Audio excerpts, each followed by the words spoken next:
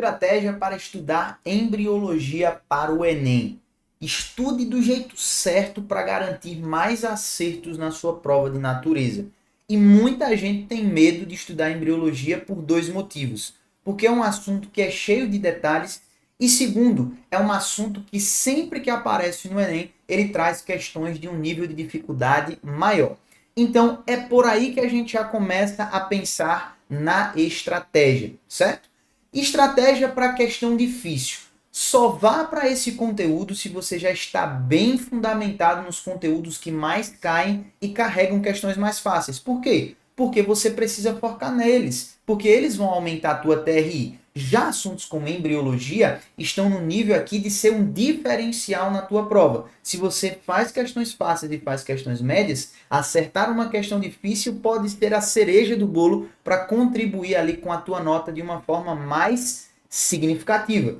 Principalmente se você é um aluno que quer cursos que tenham uma concorrência elevada, como a famosa medicina. Então, se você está aí nessa jornada de medicina, beleza? Você precisa levar a embriologia como a cereja do bolo do teu acerto em naturezas. Então, sem mais delongas, eu já quero mostrar aqui para você uma forma muito básica e muito direta da gente conseguir estudar a parte de embriologia. Eu queria te mostrar isso aqui, mostrando a plataforma da mentoria por dentro.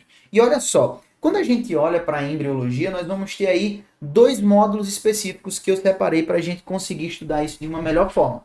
Então a gente tem aí o módulo de embriologia geral e temos o módulo de embriologia humana, tá? No módulo de embriologia geral, eu quero chamar a atenção de vocês para o seguinte. Nós estamos falando aqui sobre as etapas gerais do desenvolvimento embrionário dos vertebrados. Então, se você traçar comparativos específicos entre vários animais e até mesmo os seres humanos com essa cascata de conteúdos, vai ficar muito mais fácil de você entender a parte de desenvolvimento embrionário humano.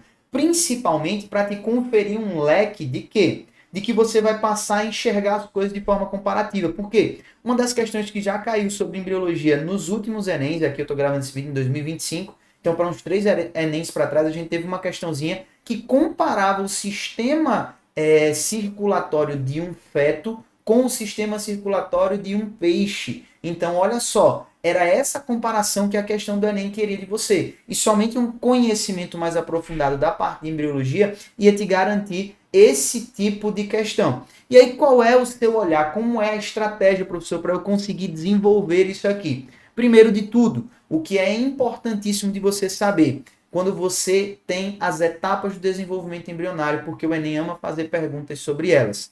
Eu procuraria aqui, junto com você, entender o que é uma blástula, entender o que é uma gástrula e chegar na parte da organogênese. Então, entenda aí a cascata, ó, 3 aulinhas específicas.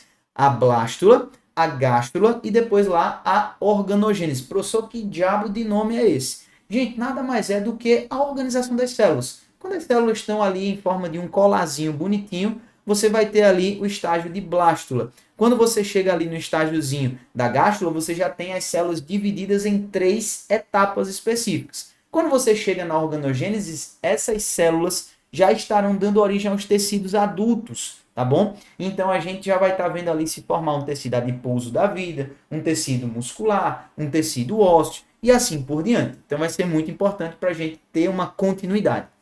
Aí você pega isso daqui e você vai agora para a parte que o Enem mais ama, que é o quê? Nada mais, nada menos do que o estudo da embriologia humana. E aí veja só, quando a gente chega na embriologia humana, eu traria você direto aqui para a parte de desenvolvimento do embrião. Então olha só, desenvolvimento do embrião para você fazer aqui a sobreposição do que você acabou de aprender com gástrula, blástula, gástrula e organogênese.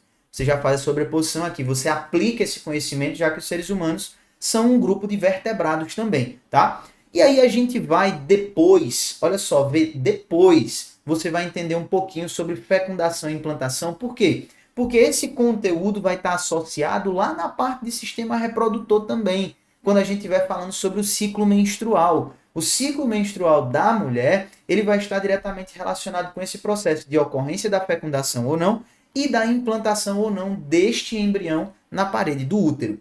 Então você já traz aqui esse momento estratégico de sobreposição para validar o seu conhecimento, depois você dá um passinho para trás e entende um pouco dessa relação com o ciclo menstrual lá do organismo feminino.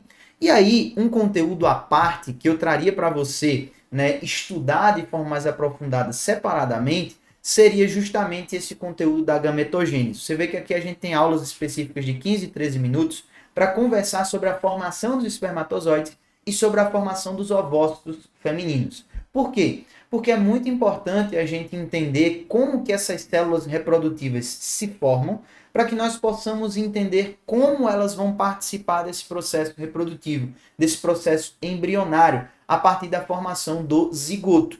Então, de forma estratégica, você vai perguntar, mas professor, a embriologia é muito gigantesca, tá? Mas o Enem cobra só isso que eu te falei.